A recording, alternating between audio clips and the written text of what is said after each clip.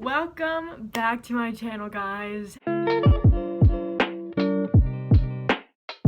My name is Jessica if you are new here, and today we are talking about a simple makeup routine for people with acne or oily skin, which are two things that I have. Just a quick little backstory: I got acne when quarantine started, which was around March, and so this is what my face looks like now. I actually currently have no pimples on my face. These are all just scars, and I mean, this is a scab right here.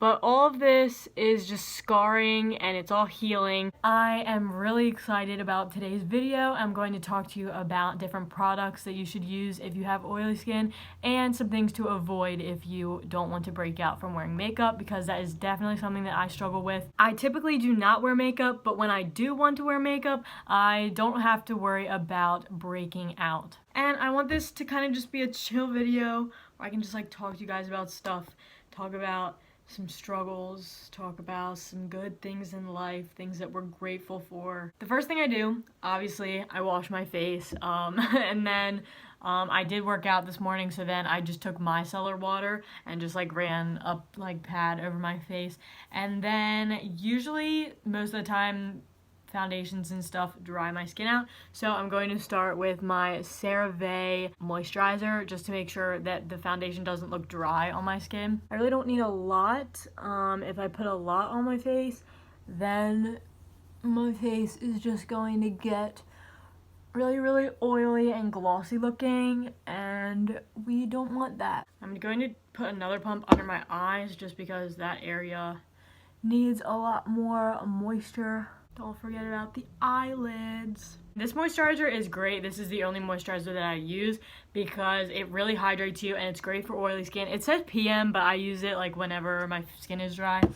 But it's so lightweight that you like can't even see it, and it doesn't make your skin super oily looking, and it just absorbs really well into your skin. The first product that I have is this Color Girl. Why do I keep saying that? This Cover Girl. I personally like the matte foundations because they're not super glossy, they're not super oily. This is for oil control, so it says oil control right on the bottle, and it also is oil free, unscented, won't clog pores, so it's non-comedogenic, and it's suited for sensitive skin, which I definitely have sensitive skin, and it has no fragrance, which is great. All of those things are definitely things that you need to look out for when picking a foundation. Another thing that you should avoid in the ingredients is red dyes, yellow dyes, coconut oil, or olive oil. Those are all ingredients that are very bad for oily skin and you should definitely avoid. I also did a lot of research before doing this video, and I watched a lot of Dr. Dray's videos.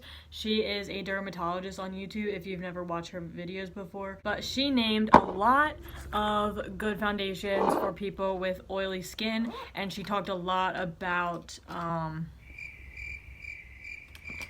sorry, I can't multitask apparently. She talked a lot about like ingredients that you should look for in the different products and some ingredients that would actually help you. So everything that I talk about is referenced. I'm not like making it up. You can rely on me to tell you the correct information. I know I look wonky right now, just go with it.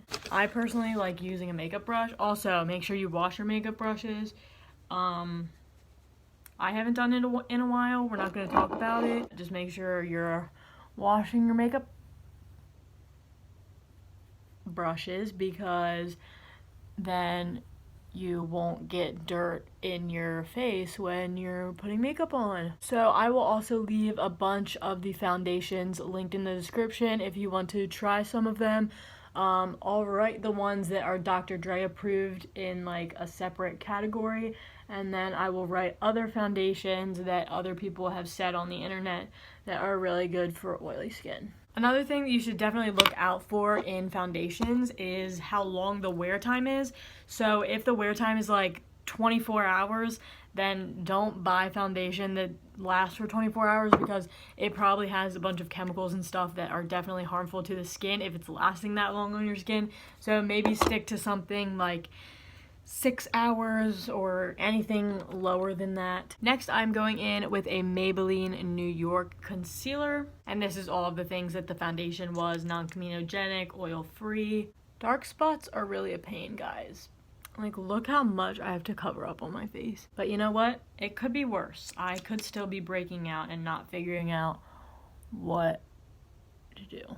And then I go in with a beauty blender. Also make sure you wash these because that can get pretty gross. And then I wanted to mention some helpful ingredients that you can look for in foundations, and they're actually really good for kind of like mopping up the oils. Those ingredients are zinc, titanium dioxide, Silka, and a lot of mineral foundations are really good for mopping up oils. So not a liquid foundation. Personally, I don't really like mineral foundations, so that's why I choose not to use them. But if you're into that, go for it. It's a lot better for your skin. Lactic acids help a lot. Antioxidants and green tea, which really help calm the inflammation. Lactic acid also helps to unclog the pores, which is really nice so that you're not getting all of that makeup clogged in your pores. Right now I'm going in with the e.l.f. powder. I'm pretty sure this has good ingredients. When I found out that acne like was correlating to makeup, I went through every single product of mine and made sure that none of them had like yellow dyes or anything. A lot of eyeshadow and like blush has like red dyes and stuff in them, which are not good for your skin. But I mean, if you don't get pimples right here, then it's probably not that big of a deal. Yeah, a lot of eyeshadows have them, which is probably not that big of a deal because you're putting it on your eyes. And I've never seen anyone have a pimple like on their eyelid. It's probably possible, but I've just never seen it. And then if you wish to, you can definitely fill in your eyebrows or do anything like that. I personally don't do that because when I fill them in, it's usually too dark and I feel like I have pretty full eyebrows. I usually don't even do anything to my eyebrows.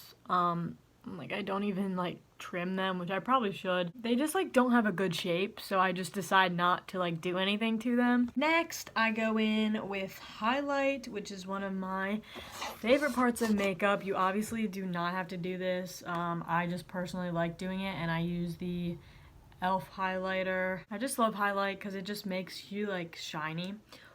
And I like that effect, you know? I'm not the best person at makeup. I'm probably doing like everything wrong. But I enjoy doing it sometimes. Definitely not every day. I don't know how people can wake up and do their makeup every day. That's just not how I am.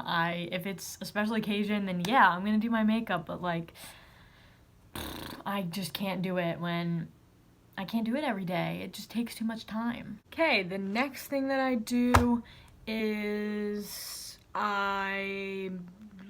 what do I do? I don't even know. Mascara, which is my favorite part about makeup.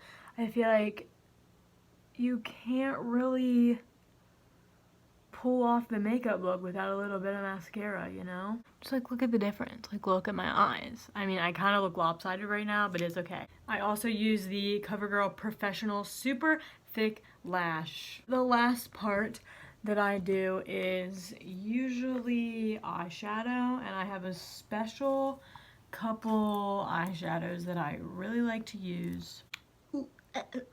I go between a bunch of different ones. I have two palettes that are my favorite. I Heart Nude, and then I also love this Per Festival one. These two have really good colors. They're just like natural shades. I don't like anything that's really poppy. This one has a couple crazy shades, but I only use the ones that are like, so I use this one, and I use this one. I don't know what I want to do. Look, so many different ones. I just don't know. I also have a winter formal coming up, so I'm trying to decide what like colors I want to use for eyeshadow. It's just like not working out for me. Like I want it to be noticeable, but I don't want it to be like too out there.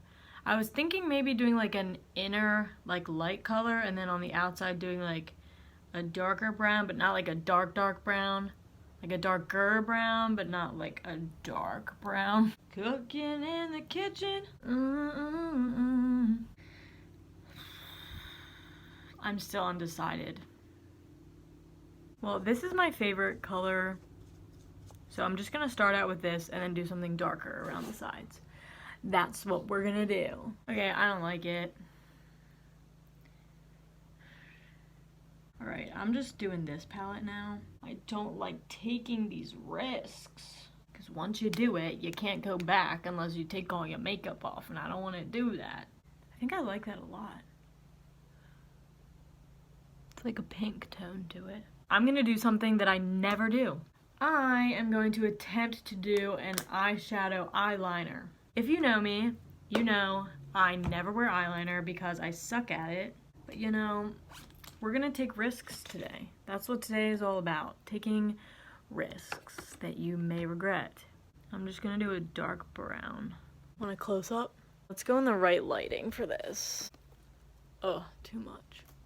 Okay, so that's with the like eyeliner thing or whatever, and then that's without. I mean, I feel like it does make my eye pop a little bit more. I'll add it to both and then see what I think about it. Okay.